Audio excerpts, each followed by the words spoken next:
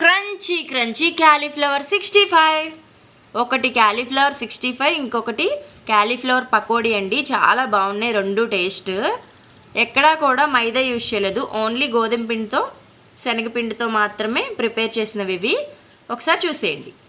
Cauliflower తీసుకుని మరీ పెద్దవి కాకుండా మరీ చిన్నవి కాకుండా మీడియంగా గుత్తులు గుత్తులుగా కట్ చేసేసుకోండి. పకోడీకి ఇది ఉప్పు పసుపు వేసిన నెలలో ఒక 5 నుంచి 7 నిమిషాల పాటు ఉడికించేసుకోండి.